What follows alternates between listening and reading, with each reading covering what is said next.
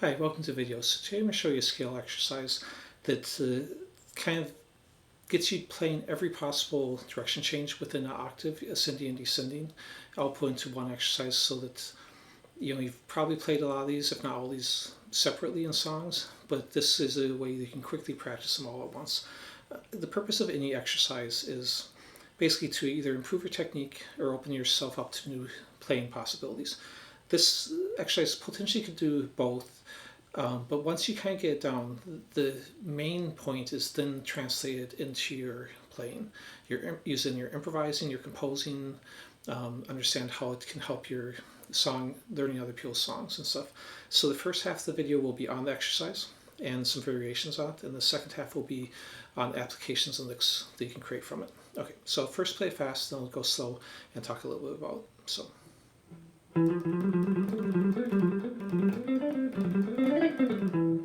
And descending.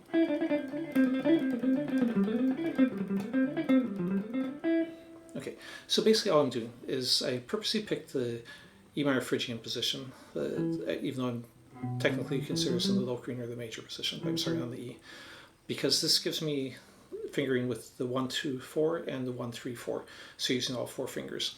I didn't want to do something like the A minor, because then you're not using a second finger at all.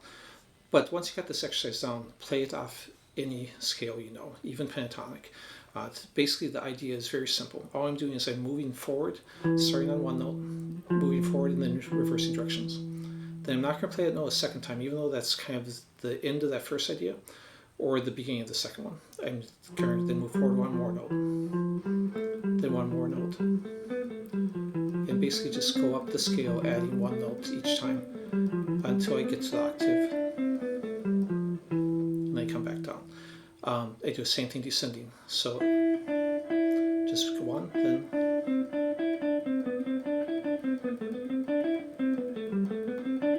and all this will be tabbed out for you. You can download on my Patreon page free. There's never a charge. It's always open to the public, so you'll have the sheet which has all the licks and the exercise. So that's it, ascending and descending. Now, also make sure you try it starting on different groupings of notes. So don't just do it 1, 2, 3 like this. If I'm doing this E, F, G, I could also go E, F, G here. I could go E, F, G here. So if I'm doing...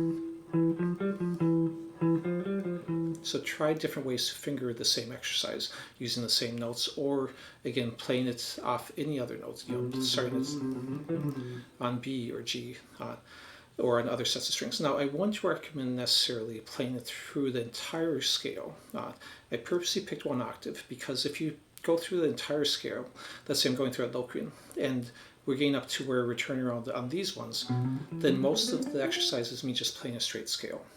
So at that point, you're getting diminishing returns. If your goal is to really get good with these direction changes, you're going to get a lot more of them in by limiting it to one octave.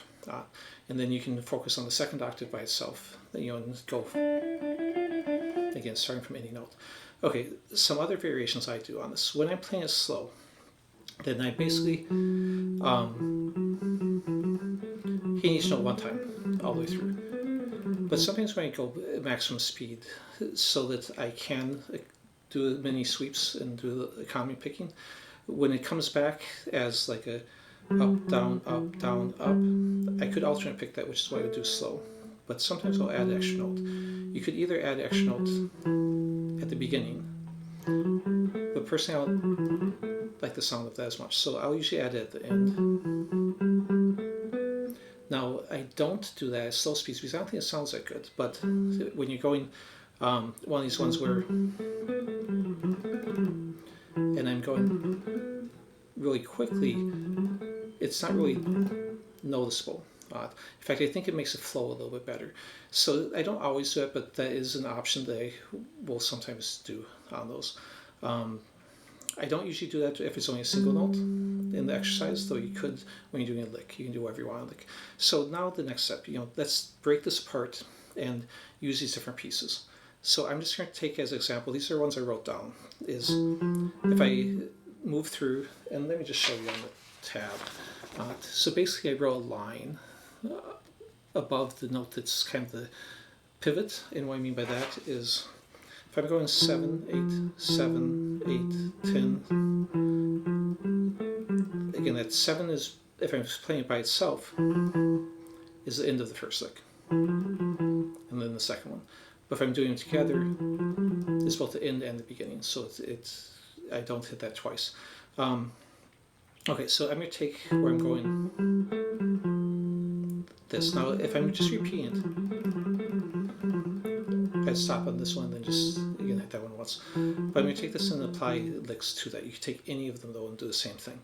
So the first thing I do is practice doing the idea by itself, and then go into a continuing scale run, either ascending or descending in this case.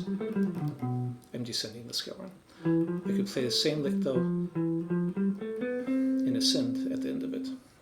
Or I could combine those together, not those two, but I could stack up ascending or descending, I guess. So for example, I could go the lick, ascend, and then do the lick again, and ascend, and you could do that on all the strings, as many strings as you want, doesn't matter. Then you can also take it and make it a little bit more different, rather than just adding a scale run at the ascending or descending at the end. Of course, you'd add it, before too, but I'm going to put some skips in. For example, I might start by rolling my finger down and doing a fourth, and then do the idea. I might leave one of the notes off at the end, so this, and then I'm going to end with a couple of thirds, which basically makes a E minor arpeggio. So it's going to sound like this. So again, the lick from the exercises there. Or I could add more of a full arpeggio like this, E minor 7, and put the lick in the middle of it, and come back with arpeggio. So I did the full lick, except I left off this note, so I'm going right into arpeggio then, so it becomes... Okay, so again, you can take this and do whatever you want with it if you're doing... So those are all tabbed out. I'm just going to improvise a little bit and show you other options. You can also take, this might not seem like much, but if you do what we were just talking about and add, scale runs, you can work that throughout the neck. You can add arpeggios.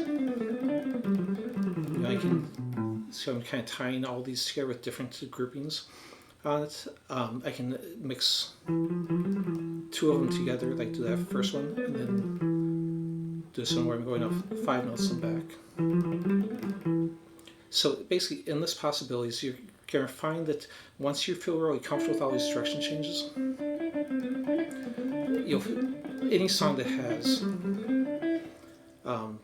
a bunch of scale runs is going to include some of these in it, because again, it's every possibility without skipping notes within a single octave of moving forward one. And on the tab, let me go and show the tab.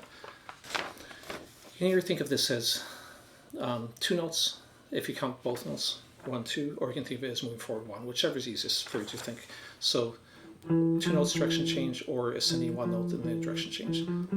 3 notes, 4 notes, 5 notes, 6 notes, 7 notes, 8 notes, and then the same thing in reverse. So since that's all the different possibilities, any song where you have a scale run that changes directions, it's going to be one of these. Anyways, give them a try, and please leave a like, comment if you, subscribe if you haven't, any of that stuff. Thanks for watching.